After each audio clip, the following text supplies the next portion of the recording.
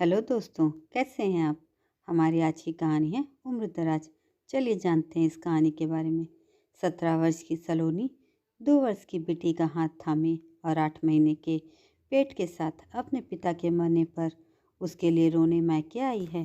दिल कहता है, बाप था तेरा, जरा तो संवेदना दिखा। इन आंखों से 2 आंसू तो इस रिश्ते के लिए गिरा दे। पर दिमाग तो कुछ और ही कहता है। कैसा पिता, किसका पिता जो माँ से 30 वर्ष बड़ा था, हमेशा दारू पीकर घर में हंगामा करता, माँ को मारता पीटता क्योंकि एक उम्रदराज इंसान की पत्नी यदि थोड़ी सी भी अच्छी दिखती है तो उससे हमेशा संशय बना रहता है कि कहीं वह उसे धोखा तो नहीं दे रही है। पास में ही सलोनी की माँ तारा बैठी रो रही है। कोई नहीं कह सकता कि वह मरने वाली की पत्नी है। तारा सलोनी की बड़ी बहन जैसी लगती है। सलोनी के दिमाग में इस समय भी 1000 सवाल चल रहे थे कि ऐसी भी माँ बाप की क्या मजबूरी होती है कि जो अपनी ही बेटी को आंख बंद करके किसी के भी साथ कितनी ही उम्र का हो, कैसा भी हो, बस ब्याह करके अपना फर्ज तो निभा लेते हैं, पर उस मासूम को जिंदगी भर का दुख दे देते हैं। क्या बेटी का कोई आत्मसम्मान नहीं होता? क्या उसका स्वयं का कोई अस्तित्व नहीं होता?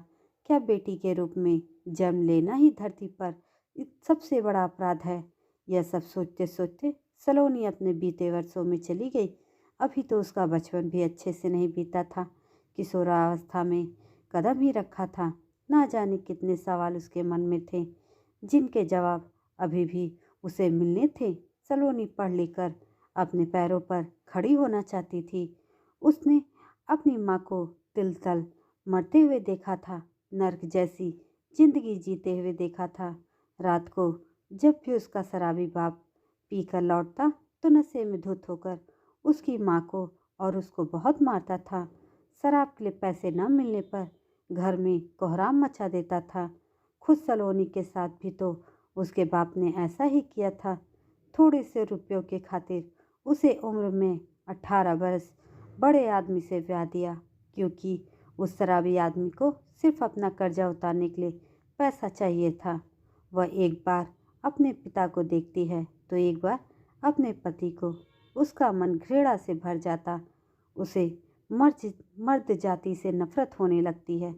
वह मन ही मन सोचती है कि क्या एक लड़की किसी भी मर्द के लिए सिर्फ एक शरीर है, एक सामान है? खुद उसकी कोई इच्छा नहीं होती? क्या वह जिंदगी को अच्छे से जीना नहीं चाहती? तभी उसकी नज़र पास बैठी माँ पर जाती है।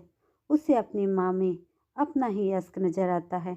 वह सोचती है, बस अब और नहीं, जो उसके और उसकी माँ के साथ हुआ वह उसकी बेटी के साथ कभी नहीं होगा। कोई सलोनी अब अपनी मर्जी के खिलाफ विवाह के नाम पर अनचाहे बंधन में नहीं बंधेगी। मन में ऐसा दृढ़ निश्चय करते हुए अपनी बेटी का हाथ मजबूती से पकड़ते हुए सलोनी अपने और अपनी बेटी के आत्मसम्मान के लिए अपने बाप के शव पर 2 फूल चढ़ाकर आगे बढ़ जाती है। दोस्तों, हमें अपनी बेटियों का विवाह उनकी मर्जी के खिलाफ नहीं करना चाहिए, और यदि ऐसा कोई करता है तो उसे भी हमें समझाना चाहिए कि वह ऐसा ना करे, क्योंकि बेटियों की अपनी इच्छाएं हैं जिन्हें वह पूरा करना चाहती हैं। दोस्तों, यह कहानी आपको कैसी लगी कमेंट करके ज़रूर बताएं, और ऐसी ही अन्य कहानियों के लिए मेरे चैनल को सब्सक्राइब जरूर करें। धन्यवाद।